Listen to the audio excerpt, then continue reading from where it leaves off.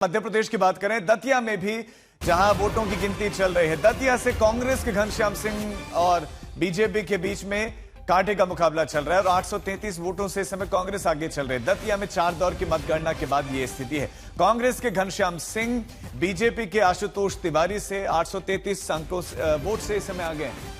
रविश पाल सिंह हमारे साथ हमारे संवाददाता जुड़ गए हैं। रविश, यहां पर कांग्रेस आगे चल रही है, बिहार में जन स्वराज पार्टी आगे चल रही है, तो बीजेपी के लिए चिंता का सबब, लेकिन अभी कितने राउंड की काउंटिंग बाकी है वहां? देखिए, जो जानकारी हमें मिल रही है उसके मुताबिक कुल 5 चरणों की जो मतगणना है वो पूरी हो चुकी है। कुल 15 चरण है काउंटिंग के, और 5वें चरण की अगर हम बात करें तो कांग्रेस की लीड घटी जरूर है, लेकिन कांग्रेस प्रत्याशी घनश्याम सिंह अभी भी करीब 500 से ज्यादा वोटों से आगे चल रहे हैं। यानी चौथे राउंड की मतगणना में तो वो करीब 800 वोटों से आगे थे, लेकिन चौथे में भले ही लीड कम हुई हो, लेकिन 5वें राउंड के बाद वो अभी भी लीड घटने के बावजूद 500 से ज्यादा वोटों से आगे चल रहे हैं। लेकिन ये चिंता की बात भारतीय जनता पार्टी के लिए क्यों है? ये इसीलिए है क्योंकि दतिया उपचुनाव सिर्फ एक उपचुनाव नहीं है।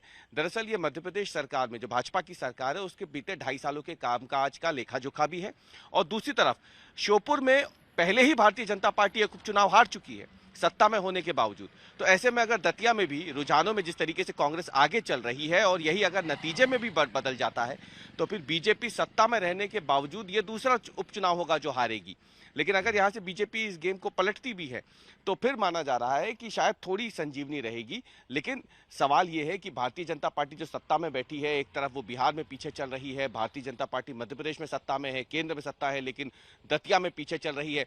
तो कई सवाल खड़े हो जाएंगे। कामकाज को देखते हुए माना जा रहा है कि क्योंकि 2 साल बाद मध्य प्रदेश में विधानसभा के चुनाव होने हैं, तो फिर ऐसे में बीजेपी के लिए संभवतः ये एक आखिरी उपचुनाव है, और उस चुनाव में भी अगर वो पीछे रह जाती है या हार जाती है तो फिर बीजेपी को बहुत ज्यादा चिंतन करने की जरूरत पड़ जाएगी। ऐसे समय में जिस राज्य में वो बीते 20 सालों से लगातार सत्ता में बनी हुई है, उसमें एक के बाद एक अगर 2 उपचुनाव वो हार जाती है तो फिर कई गंभीर सवाल खड़े होंगे। ऐसे समय में जब पूरा का पूरा मंत्रिमंडल दतिया उपचुनाव में लगा हुआ था बीजेपी प्रत्याशी के प्रचार के लिए, और जैसे ही नरोत्तम मिश्रा का टिकट कटा था और जो हालात वहां बने थे, इन तमाम समीकरणों को देखते हुए बीजेपी को काफी ज्यादा सोच विचार की जरूरत पड़ेगी। लेकिन माना जा रहा है कि एक तरफ जहां दिल्ली में जंतर मंतर पर प्रदर्शन चल रहा था और उसी दौरान ये मतदान हुआ है, तो क्या युवाओं का गुस्सा भी सत्तारूढ़ दल के खिलाफ गया है? ये भी सोचने वाली बात यहां भाजपा के लिए होगी। बिल्कुल, नरोत्तम मिश्रा के भी निगाहें होंगी इस रिजल्ट पर। बहुत शुक्रिया आपका जानकारी के लिए।